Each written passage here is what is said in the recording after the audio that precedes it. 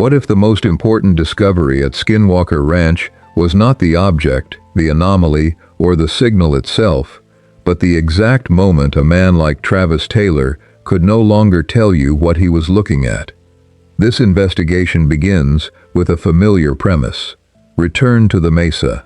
Reopen the question. Follow the data deeper than before. On paper, that sounds procedural. Another controlled effort on a property already saturated with speculation. Another attempt to turn folklore into measurement. Another day of equipment, observation, and carefully managed risk. But almost immediately, this operation begins to feel different. Not louder, not more theatrical, more concentrated, more deliberate, as if the team is no longer testing a location, but approaching a threshold. Because the Mesa has never behaved like a passive feature of the ranch. It has never felt like background. For years, it has stood over this landscape like a sealed witness, holding its shape while everything around it has changed. It has absorbed repeated attention, technical scrutiny, and mounting suspicion. And every time the investigation appears ready to reduce it to geology, something interrupts that conclusion. A strange reading, a sensor irregularity, a structural inconsistency, an unanswered return in the data that refuses to settle into a normal explanation. That is why this episode matters. Not because the ranch produces something strange. Skinwalker Ranch has been doing that for years. What matters here is the quality of the response. The difference between a surprising event and a destabilizing one. The difference between an anomaly you can bracket for later analysis and a moment that alters the posture of the people in the room while it is happening. This time, the Mesa does not simply offer another unresolved clue. It creates a reaction that becomes its own form of evidence. And that reaction begins with expectation. By the time this operation is underway, the Mesa is no longer just a location under investigation. It has become a concentration point for the ranch's unresolved history. Too many experiments have bent back toward it. Too many strange readings have suggested that the surrounding phenomena may not be isolated incidents, but surface expressions of a deeper, buried pattern. The possibility is no longer that the Mesa is one mystery among many. The possibility is that it is the place where multiple mysteries connect. That possibility changes the tone before anything is found. You can feel it in the way the team approaches the work, in the seriousness of the setup, in the measured way each step is taken, not because they are uncertain how to proceed, but because they understand what it might mean if the data begins to align again. This is no longer curiosity in its purest form. It is curiosity under pressure. Curiosity carrying the weight of accumulated failures, previous interference, and a growing suspicion that the ranch is not merely producing random, unexplained events, but directing attention towards something physically organized beneath the surface. At the center of that pressure is Brandon Fugal. Fugal has spent years funding a question that most people would have abandoned long ago, not because the ranch lacks mystery, but because mystery without progress is expensive. It consumes time, credibility, patience, and resources. Yet he continues. That persistence is often framed as belief, but belief is too simple a word for what drives this kind of commitment. What keeps an investigation alive at this level is pattern recognition, the sense that the unanswered pieces are not scattered at all, but orbiting the same hidden center. Fugal does not invest in noise. He invests because enough of what has happened on this property appears connected, and the Mesa may be the place where that connection becomes visible. That is what makes his position in this episode so important. He is not just observing another test from a distance. He is backing a direct attempt to confront one of the ranch's oldest points of resistance. If the Mesa is empty, then one of the strongest architectural theories surrounding the property weakens. But if it is not empty, if the internal structure or subsurface response begins to suggest concealment, then the investigation changes permanently. In that sense, this operation is not just technical, it is strategic. It is Brandon Fugal deciding that uncertainty has matured into something worth forcing open. Yet even with that determination, the ranch has a way of resisting clarity. That resistance is not always dramatic. Sometimes it appears in the smallest deviations, a signal fluctuation that should not persist, a baseline deviation that appears only in a specific corridor, an electromagnetic disturbance that seems less random the more carefully it is measured. Over time, these fragments begin to create a pattern that is difficult to dismiss.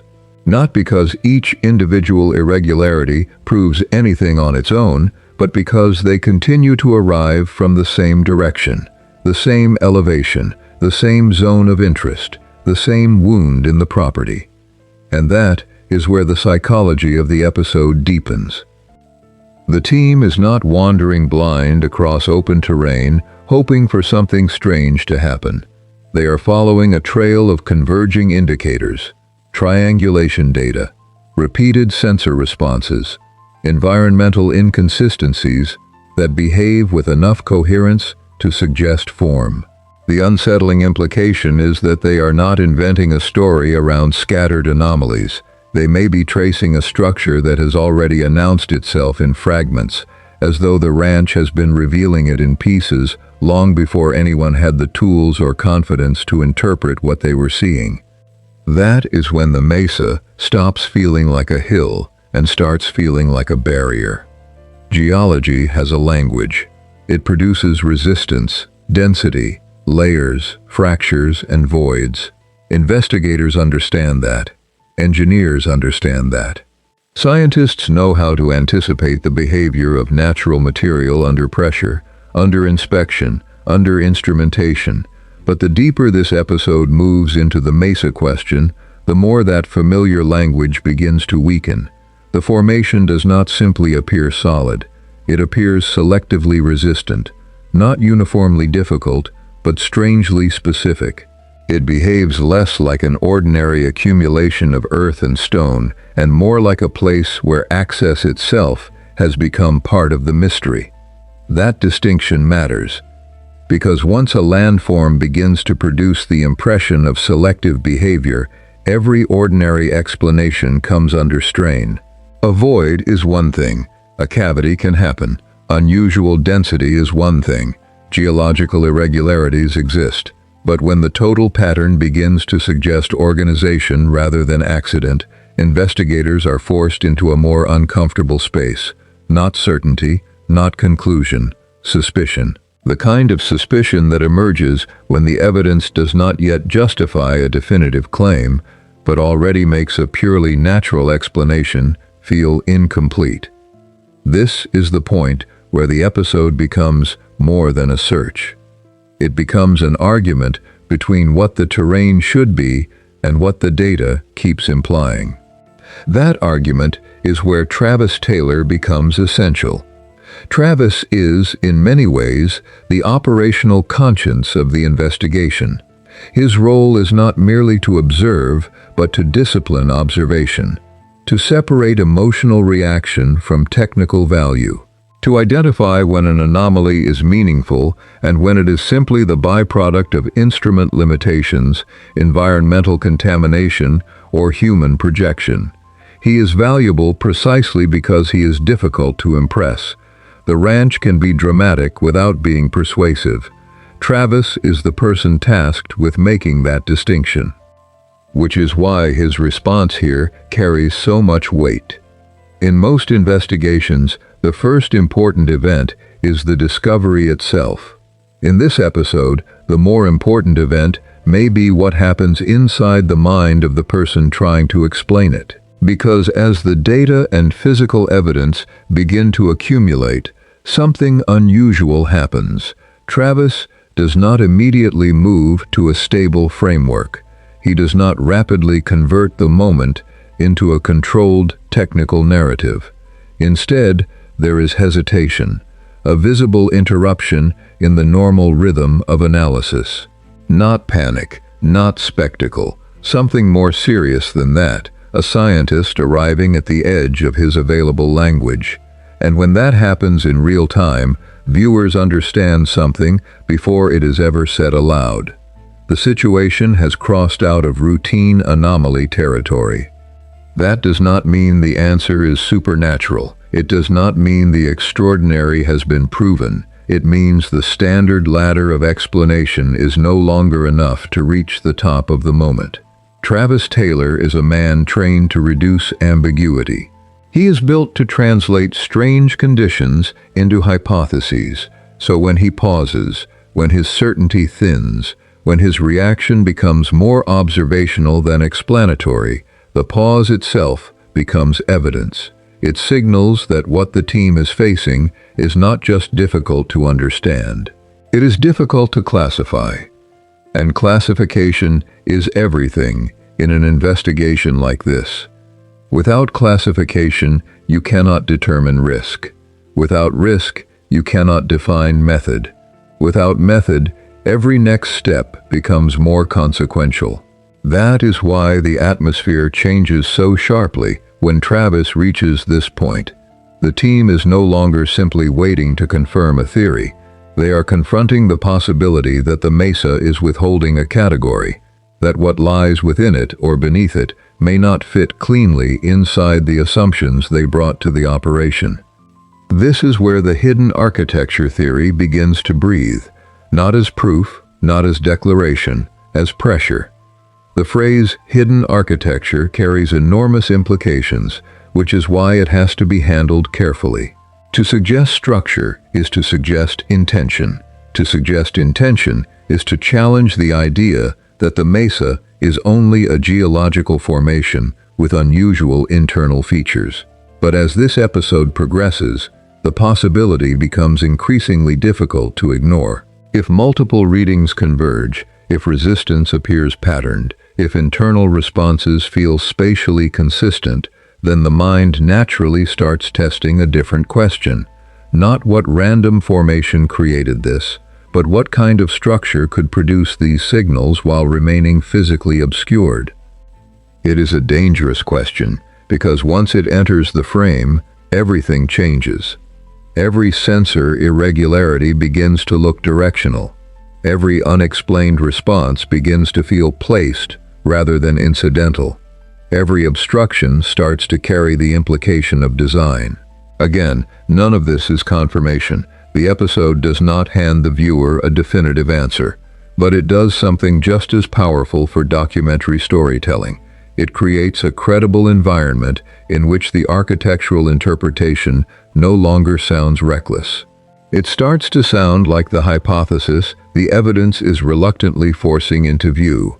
And if that interpretation has even partial validity, then the Mesa is no longer interesting because it is mysterious. It is interesting because it may be central. That idea pulls the entire ranch back into the episode. Suddenly the Mesa is not just the site of a present-tense investigation, it becomes a possible anchor point for years of fragmented events across the property. Strange signal behavior, recurring electromagnetic disturbance, monitoring stations capturing anomalies that do not remain localized, experiments producing interference in one area while responses emerge somewhere else. The more those events are remembered together, the more the ranch begins to look less like a field of disconnected strangeness and more like a system with a concealed hub. In that interpretation, the Mesa is the wound everything points back to, not because every answer is already there, but because too many questions seem to bend toward it. That is what makes this episode feel heavier than a typical discovery sequence. The team is not just trying to understand what is in front of them. They are trying to determine whether what is in front of them has been shaping the larger investigation all along, whether the unexplained behavior across the ranch is not dispersed at all, but radiating from one hidden center that has only now become impossible to ignore. That possibility creates a second layer of tension, restraint, because the team understands the danger of overstatement. They know what it means to reach for a conclusion before the data can support it. They know how quickly credibility disappears when implication outruns evidence. So as this discovery develops, one of the most revealing features of the episode is not what they say, but what they refuse to say too soon. There is caution in the room, not just scientific caution, narrative caution. The awareness that they may be close to something significant, but that significance can still be damaged by language that arrives too early. That is why hesitation becomes so important. Hesitation is often mistaken for weakness in investigative storytelling, but here it functions as discipline. The team senses the scale of what they may be touching, yet they hold themselves at the edge of interpretation because they understand the difference between a compelling theory and a defensible one. That restraint intensifies the mystery rather than diminishing it. It tells the viewer that this is not performance. These are people recognizing that the implications may be larger than the available proof and choosing not to cross that line carelessly. But the refusal to overstate does not make the moment smaller. It makes it more haunting, because what the team realizes, even if they cannot yet formalize it, is that the Mesa has stopped behaving like an object of passive study. It is now shaping the pace, tone, and confidence of the investigation itself. It is creating conditions where the evidence is strong enough to destabilize assumptions, but incomplete enough to preserve uncertainty. That is a uniquely unsettling combination. Enough to change the investigation, not enough to close it. Enough to alter the language of the ranch, not enough to settle what that language means. And that may be the most powerful outcome of all. In conventional investigations, discovery leads toward closure. Here, discovery leads toward a more sophisticated form of silence. The Mesa does not open and give the team a clean answer. It opens a deeper question. It reveals just enough to make retreat intellectually impossible, while withholding enough to prevent resolution. That is why this episode lingers. Not because it confirms the most extreme interpretation, but because it quietly invalidates the simplest one. After this point, it becomes harder to treat the Mesa as ordinary terrain producing occasional odd readings. Something in the relationship between the structure, the data, and the reactions of the people present has changed, especially Travis Taylor.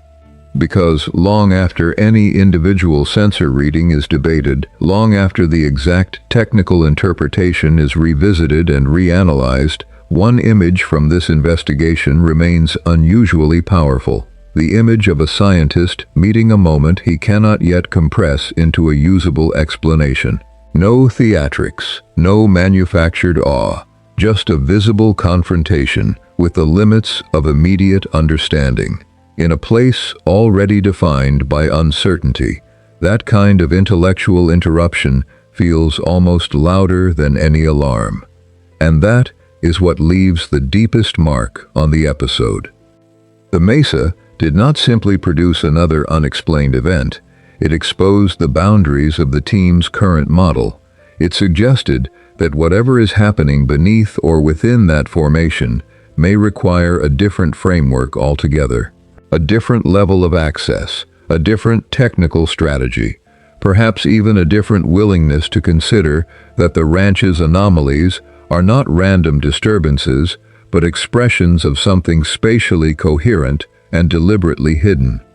If that is true, even in part, then this episode may eventually be remembered not as the moment the mystery was solved, but as the moment the investigation finally understood the scale of what it was dealing with. And that is a far more unsettling milestone.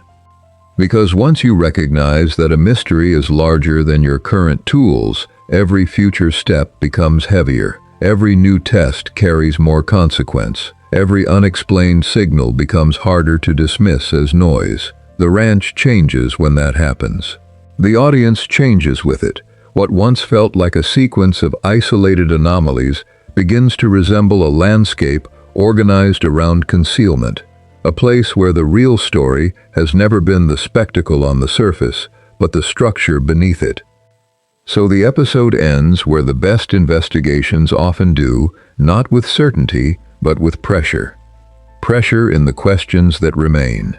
Pressure in the meaning of Travis Taylor's silence. Pressure in Brandon Fugal's decision to keep pushing. Pressure in the possibility that the Mesa is not merely covering something unusual, but protecting the logic of the entire ranch from easy discovery. If that is the case, then what the team found here is not the answer. It is the threshold to the answer. And thresholds are dangerous places, because once you cross them, you cannot go back to seeing the landscape the same way again. What remains, then, is not a conclusion, but an image. A mesa holding its shape against the sky. Equipment searching for clarity. Signals returning with just enough coherence to be disturbing. A team disciplined enough not to pretend they know more than they do. And, at the center of it all, one unanswered fact. This was the moment Travis Taylor, a man built to confront uncertainty, looked directly at the evidence and ran out of immediate explanation. At Skinwalker Ranch, that may be the closest thing to a warning the Mesa has ever given. And the most unsettling part is that it may not have been revealing what was hidden there. It may have been revealing how close they finally are.